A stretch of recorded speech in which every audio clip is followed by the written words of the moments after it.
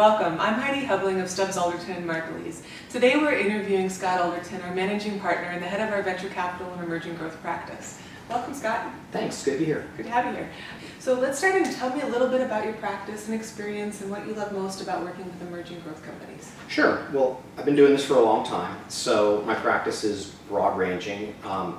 Early on in my career, I was more of a corporate securities lawyer, doing traditional SEC type work with larger companies, and then as this thing called the internet began to develop in the 90s and looked like it was interesting, I transitioned my practice to be more of a technology and venture capital lawyer, and I really like working with companies all on the revolutionary path, but I like working with early stage companies because they have diverse and wide-ranging needs. They typically don't have the kinds of resources that large companies have.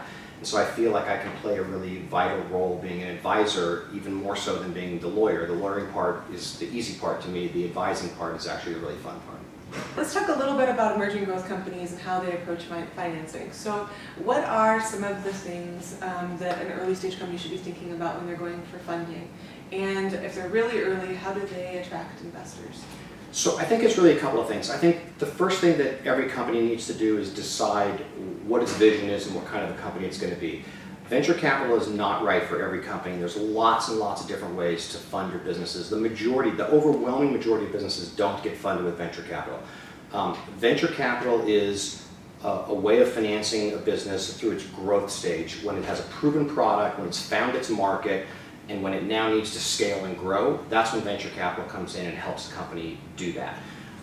But to get to that point is challenging, and first you need to decide, am I a company that's going to require venture capital, and am I a company that's going to address a large and scaling market, be disruptive, grow to be very large? That's a venture financeable business. But if you're not that kind of a company, or even if you are, through the early stage, the second thing you have to figure out is, how am I going to get to the point where professional investors are going to be interested in me? And professional investors are not going to be interested in every company. Like I said, they're going to be interested in companies where they can apply their capital and grow and scale the business. So, and then how do they, as far as some of the tips that you would give for them to actually attract investors, or where do they look for them as far as, are warm introductions the best thing, or what are some of those tactics? Well, first of all, don't look too early. Understand that if you're really going out and seeking traditional professional investment, you're going to have some metrics. You're going to have have at least an MVP of a product. You're going to have found a market that product's being accepted, and you're growing and scaling a business in that market, whether it's users or customers, whatever it is. And you've got to get to that stage first. And so how do you get to that stage? Well, you get to that stage by raising money from friends and family, from people who know you, from people who are going to invest in you because you're the entrepreneur and they believe in you. Relatives, friends, strategic business partners.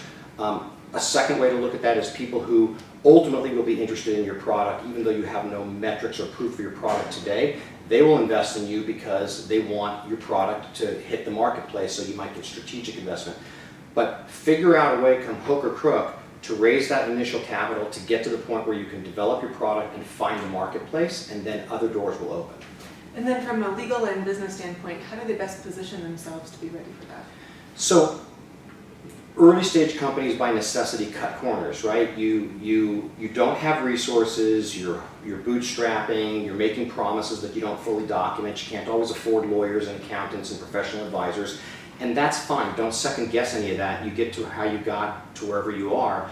But when you reach that point where you think you're now ready to go out and find professional capital, it's important that you look internally first, that you look at yourself, do the same kind of diligence on yourself that investors are going to do on you, so that there are no surprises. So figure out your capital issues and fix them. Figure out your employment issues and fix them. Figure out your commercial contracts that you've done, on a whim or on necessarily not great contracts, and fix them, so that the investors don't look at you and think, good concept, but I'm not going to take all this risk.